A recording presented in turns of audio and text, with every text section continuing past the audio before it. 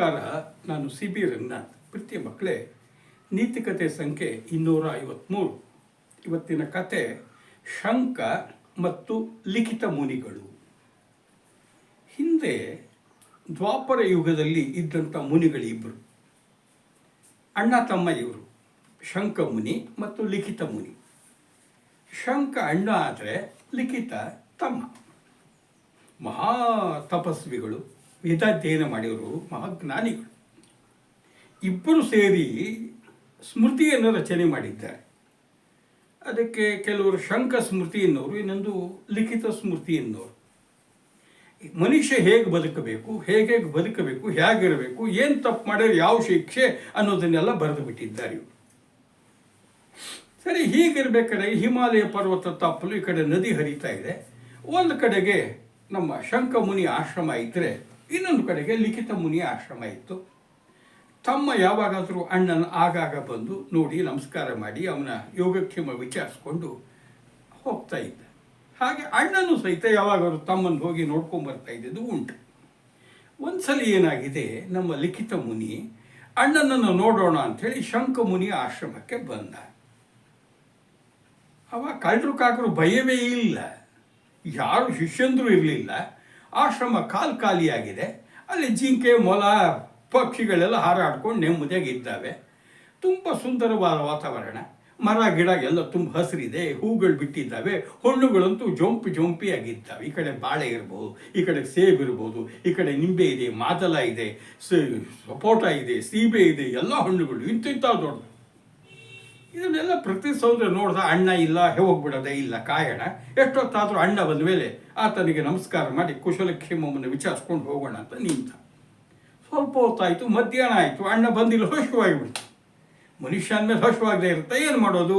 ನೋಡ್ದ, ಗಿಡದ ತುಂಬ ಒಳ್ಳೆ ರುಚಿಯಾಗಿರುವಂಥ ಹಣ್ಣುಗಳಿದ್ದಾವೆ.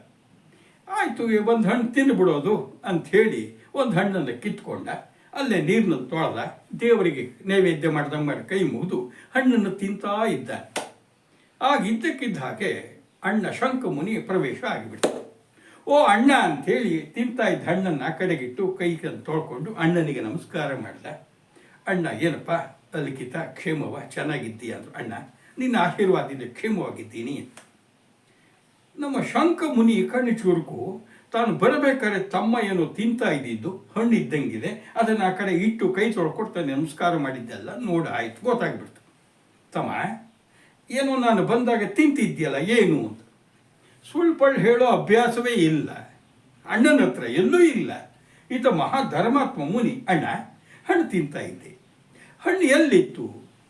ಅಣ್ಣ, ಆಶ್ರಮಕ್ಕೆ ಬಂದೆ, ನೀನು ಇರಲಿಲ್ಲ, ಕಾದೆ, ಹಸುವಾಗಿಬಿಡ್ತು. ಹಾಗಾಗಿ ಇಲ್ಲಿ ಹಣ್ಣು ಬಿಟ್ಟಿದ್ದೆಲ್ಲ ಗಿಡದಲ್ಲಿ, ಅದನ್ನು ತೊಗೊಂಡು ತಿಂತಾ ಇದ್ದೆ. ನೋಡುತ್ತಮ್ಮ, ನಾವು ಯಾರ್ದಾರು ಮನೆಗೆ ಹೋಗಿ ಅವ್ರು ಇಲ್ಲದೇ ಇದ್ದಾಗ ಅಲ್ಲಿರುವ ಹಣ್ಣನ್ನು ತಿಂದರೆ ಅದಕ್ಕೇನಂತಾರೆ? ಕಳ್ಳತನ ಅಂತಾರೆ. ಕಳ್ಳತನ ತಪ್ಪೋ ಸರಿನೋ? ತಪ್ಪು. ತಪ್ಪು ಮಾಡಿದವ್ರಿಗೆ ಶಿಕ್ಷೆ ಆಗಬೇಕೋ ಬೇಡ? ಅಣ್ಣ, ಆಗಬೇಕು.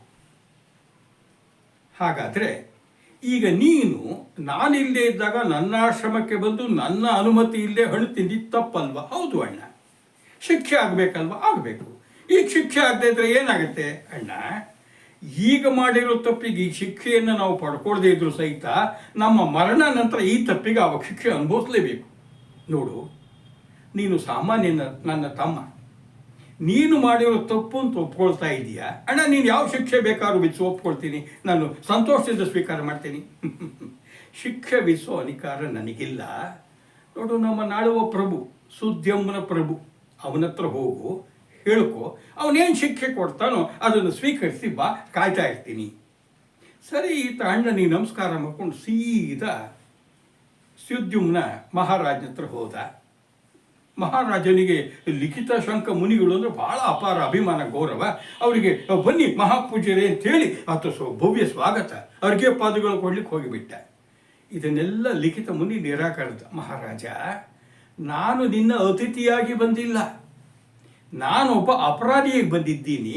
ನೀನು ರಾಜಪೀಠದ ಮೇಲೆ ಕೂತ್ಕೋ, ನಾನು ಅಪರಾಧಿ ಸ್ಥಾನದಲ್ಲಿ ಇರ್ತೀನಿ, ನನ್ನ ಅಪರಾಧ ಏನು ಅಂತ ಹೇಳ್ತೀನಿ, ಅದಕ್ಕೆ ಕೊಡೋ ಶಿಕ್ಷೆಯನ್ನು ನೀನು ನಿಷ್ಪಕ್ಷಪಾತವಾಗಿ ಕೊಡು, ಅದನ್ನು ತೊಗೊಂಡು ಹೋಗ್ತೀನಿ, ಇದು ನನ್ನ ಅಣ್ಣನ ಆಜ್ಞೆಯಿಂದ ಬಿಟ್ಟ. ಶಂಖಮುನಿಗಳ ಆಜ್ಞೆ, ತಮ್ಮಂದು ಲಿಖಿತ ಮುನಿ ಬಂದಿದ್ದಾರೆ ಅಂದಾಗ ರಾಜ ಹೆದರಿ ಅಪ್ಪಣೆ ಮಹಾಸ್ವಾಮಿ ಅಂತ. ನೋಡು ಮಹಾರಾಜ, ನಾನು ಅಣ್ಣನ ಆಶ್ರಮಕ್ಕೆ ಹೋಗಿದ್ದೆ, ಅವನ ಅನುಮತಿ ಇಲ್ಲದೆ ಅವನ ಆಶ್ರಮದಲ್ಲಿರೋ ಮರದಿಂದ ಒಂದು ಹಣ್ಣನ್ನು ಕಿತ್ತು ತಿಂದೆ, ಇದು ಕಳ್ಳತನ. ಈ ನಾನು ಮಾಡಿರುವ ಕಳ್ಳತನಕ್ಕೆ ಏನು ಶಿಕ್ಷೆ ಅದನ್ನು ದಯಮಾಡಿ ವಿಧಿಸು. ನೀನು ಇದನ್ನು ವಿಧಿಸದೇ ಇದ್ರೆ ನೀನು ಸಹಿತ ಅಣ್ಣನ ಕೋಪಕ್ಕೆ ತುತ್ತಾಗ್ತೀಯ, ಧರ್ಮವನ್ನು ನೀನು ಚ್ಯುತಿ ಮಾಡ್ದಂಗೆ ಆಗತ್ತೆ, ಅಧರ್ಮಿ ಆಗಿಬಿಡ್ತೀಯ. ನೀನು ಧರ್ಮವಂತನಾಗು, ನನಗೂ ಧರ್ಮ ಪಾಲಿಸ್ಲಿಕ್ಕೆ ಅವಕಾಶ ಕೊಡುವಂತಾಗ ಈತ ಲಿಖಿತ ಮುನಿಗೆ ಭಗವಂತನಿಗೆ ನಮಸ್ಕಾರ ಮಾಡಿ ಮನಸ್ಸಿನಲ್ಲೇ ಶಂಖಮುನಿಗಳನ್ನ ನೆನಪು ಮಾಡಿಕೊಂಡು ಅಲ್ಲಿ ಕೇಳಿದ ಮಂತ್ರಿಗೆ, ಮಹಾಮಂತ್ರಿ, ಕಳ್ಳತನಕ್ಕೆ ಏನು ಶಿಕ್ಷೆ? ಮಹಾಪ್ರಭು, ಯಾರು ಕಳ್ಳತನ ಮಾಡ್ತಾರೋ ಅವ್ರ ಎರಡೂ ಕೈಗಳನ್ನು ಕಡಿಯೋದು ನಮ್ಮ ರಾಜ್ಯದ ನಿಯಮ ಅಂತ ಕೂಡಲೇ ಲಿಖಿತ ಮುನಿಗಳೇ ಅಂತಾಗ ಆಯಿತು ಒಪ್ಪಿಗೆ ಅಂದರು. ಅಲ್ಲೇ ಕತ್ತಿಯಿಂದ ಲಿಖಿತ ಮುನಿ ಎರಡೂ ಕೈಗಳನ್ನು ಕಡಿದು ಬಿಟ್ರು. ರಕ್ತ ಸೋರ್ತಾ ಇದೆ. ಲಿಖಿತ ಮುನಿ ನೋವನ್ನು ತೋರಿಸ್ಕೊಳ್ಳೇ ಇಲ್ಲ. ಸರಿ, ಎಲ್ಲರೂ ಶಿಕ್ಷೆಗೆ ಗುರಿಯಾದವ್ರಿಗೆ ಏನು ಮಾಡ್ತಾರೆ, ಮುಂಡು ಕೈಗಳಿಗೆ ಅರಿಶಿನ ಹಚ್ಚಿ ಬಟ್ಟೆ ಕಟ್ಟಿದ್ರು. ಸ್ವಾಮಿ ನೀನು ಹೊರಡ್ಬೋದು. ಸೀದಾ ಲಿಖಿತ ಮುನಿ ಆಶ್ರಮಕ್ಕೆ ಬಂದರು, ಅಣ್ಣನ ಆಶ್ರಮಕ್ಕೆ. ಸಾಯಂಕಾಲ ಆಗ್ತಾ ಇತ್ತು. ಅಣ್ಣ, ಮಹಾರಾಜ ಹೀಗೆ ಶಿಕ್ಷೆ ಕೊಟ್ಟಿದ್ದಾನೆ, ಸ್ವೀಕಾರ ಮಾಡಿದ್ದೇನೆ. ಆಹಾ, ಈಗ ಸಮಾಧಾನ ಆಯಿತು. ನಾವು ಮಾಡಿದ ತಪ್ಪಿಗೆ ನಾವು ಶಿಕ್ಷೆ ಅನುಭವಿಸ್ಲೇಬೇಕಪ್ಪ, ನಡಿ ಅಂತೇಳಿ ಈಗ ನೋಡು ಸಾಯಂಕಾಲ ಈಗ ಸಂಧ್ಯಾ ವಂದನೆ ಮಾಡಬೇಕು, ನಡಿ ನದಿಗೆ ಅಂತ ನದಿ ಕರ್ಕೊಂಡು ಹೋಗಿಬಿಟ್ರು. ಸರಿ, ನದಿಯೆಲ್ಲ ಸ್ನಾನ ಆಯಿತು. ಈಗ ಸೂರ್ಯನಿಗೆ ಏನು ಮಾಡಬೇಕು? ಅರ್ಘ್ಯ ಕೊಡಬೇಕು. ಅರ್ಘ್ಯ ಅಂದ್ರೆ ಏನು? ಬೊಗಸೆಯಲ್ಲಿ ನೀರನ್ನು ಅವನಿಗೆ ಅರ್ಪಣೆ ಮಾಡಬೇಕು. ಶಂಖಮುನಿಯನ್ನು ಬೊಗಸೆಯಿಂದ ಅರ್ಪಣೆ ಮಾಡಿ ಮಂತ್ರ ಹೇಳ್ತಿದ್ದಾರೆ. ಈತನು ಸಹಿತ ಲಿಖಿತ ಮುನಿ ಮಂತ್ರ ಹೇಳಿ ಮುಂಡು ಕೈಗಳನ್ನ ಹಿಂಗೆ ಅಂತಿದ್ದಾನೆ. ಅದರ ಅಷ್ಟೊತ್ತಿಗೆ ಆಶ್ಚರ್ಯ, ತುಂಡಾದ ಎರಡು ಕೈಗಳು ಮತ್ತೆ ಬಂದ್ಬಿಡ್ತು. ಗೊತ್ತಾಯ್ತು, ಇದು ನನ್ನ ಅಣ್ಣನ ಕರುಣೆ, ಅಣ್ಣನ ಅನುಗ್ರಹ ನನಗೆ ಕೈ ಬಂತು ಅಂತೇಳಿ ಆತ ಅರ್ಘ್ಯವನ್ನು ಕೊಟ್ಟಾದ ಮೇಲೆ ದಡಕ್ಕೆ ಹೋಗಿ ಅಣ್ಣನಿಗೆ ನಮಸ್ಕಾರ ಮಾಡಿದೆ. ತಮ್ಮ ಅಂಥೇಳಿ ಆತ ಬಾಯಿ ತಪ್ಪಿಕೊಂಡ. ಅಣ್ಣ, ಎಷ್ಟು ವಿಶಾಲ ಮನಸ್ಸು ನಿಂದು. ನಾನು ತಪ್ಪು ಮಾಡಿದೆ ಅಂತೇಳಿ ಶಿಕ್ಷೆ ನೀನೇ ವಿಧಿಸ್ಬೋದಿತ್ತಲ್ಲ. ನೋಡು, ನನ್ನ ಬಗ್ಗೆ ಪ್ರೀತಿ ಕರುಣೆ ಇದೆ, ನೀನೇ ಮತ್ತೆ ನಿನ್ನ ಅನುಗ್ರಹದಿಂದ ಕೈ ಬಂತು, ನಾನು ಅಲ್ಲಿಗೆ ಕಳಿಸ್ದಿ ಅಂತ. ಸೋದರ, ನಾನು ನೀನು ಸೇವೆ ಸ್ಮೃತಿ ಬರೆದಿರೋದು.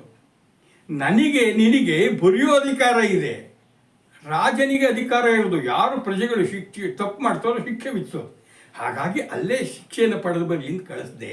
ಇಲ್ಲೇ ನಾನೇನಾದ್ರು ಕಮ್ಮಿ ಮಾಡಿಬಿಟ್ಟಿದ್ರೆ ನಿಷ್ಪಕ್ಷಪಾತವಾಗಿರಬೇಕು ಅಂದಾಗಣ್ಣ, ನಿನ್ನ ಮನಸ್ಸು ಎಷ್ಟು ದೊಡ್ಡದು, ಛೆ ಅಂಥೇಳಿ ಸಂತೋಷಪಟ್ಟ. ಅಲ್ಲೇನಾಯಿತು, ನದಿಗೆ ಹೆಸರೇ ಇರಲಿಲ್ಲಂತ. ಯಾವಾಗ ಲಿಖಿತ ಮುನಿಗೆ ಅಣ್ಣ ಶಂಖಮುನಿಯ ಅನುಗ್ರಹದಿಂದ ಕತ್ತರಿಸಿದ ಕೈಗಳು ಬಂತೋ ಅದಕ್ಕೆ ಬಾಹುದ ನದಿ ಎಂದು ಹೆಸರು ಬಂತು. ಅಂದರೆ ಹೋದ ಬಾಹು ಮತ್ತೆ ಬಂತು ಅಂತ. ಇವತ್ತು ಸಹಿತ ಬಾಹುದ ನದಿಯಲ್ಲಿ ಯಾರು ಸ್ನಾನ ಮಾಡ್ತಾರೆ ಅವರಿಗೆ ಅವರ ಪಾಪಗಳು ಹೋಗಿ ಮತ್ತೆ ಪುಣ್ಯವನ್ನು ಉಂಟಾಗುತ್ತೆ ಅಂತ ಹೇಳ್ತಾರೆ. ನೋಡಿ ಮಕ್ಕಳೇ, ಇದು ದ್ವಾಪರ ಯುಗದಲ್ಲಿ ನಡೆದ ಕತೆ, ಈಗಲೂ ನಡಿಬೇಕಾಗಿರೋದು. ನಾವು ಕಾನೂನಿನ ದೃಷ್ಟಿಯಲ್ಲಿ ಏನಾಗುತ್ತೆ, ನಮ್ಮ ಕಾನೂನಿದೆ, ಇವತ್ತು ಸರ್ಕಾರ ಇದೆ. ತಪ್ಪು ಮಾಡಿದವರಿಗೆಲ್ಲ ಶಿಕ್ಷೆ ಆಗುತ್ತೆ. ಯಾರಿಗೆ? ಸಾಮಾನ್ಯರಿಗೆ. ತುಂಬ ಶ್ರೀಮಂತರಿಗೆ, ಪ್ರಭಾವಿಗಳಿಗೆ, ರಾಜಕಾರಣಿಗಳಿಗೆ ಏನು ಕೊಲೆ ಮಾಡಿದರೂ ಶಿಕ್ಷೆ ಇಲ್ಲ. ಈಗ ಆಗಬಾರ್ದು. ಯಾರೇ ತಪ್ಪು ಮಾಡಿದರೂ ಅವ್ರಿಗೆ ಶಿಕ್ಷೆ ಆಗಬೇಕು, ನ್ಯಾಯ ಪರಿಪಾಲನೆ ಆಗಬೇಕು ಅಲ್ವಾ? ನೋಡಿ, ಹಿಂದಿನ ಕಾಲದಲ್ಲಿ ಹೇಗಿತ್ತು, ನಾವು ಸಹಿತ ಅದೇ ರೀತಿ ಒಳ್ಳೆಯ ಮೌಲ್ಯಗಳನ್ನು ಅನುಸರಿಸ್ಕೊಂಡು ಜೀವನ ಮಾಡಬೇಕು. ಎಲ್ಲರಿಗೂ ಒಳ್ಳೆಯದಾಗಲಿ. ನಮಸ್ಕಾರ.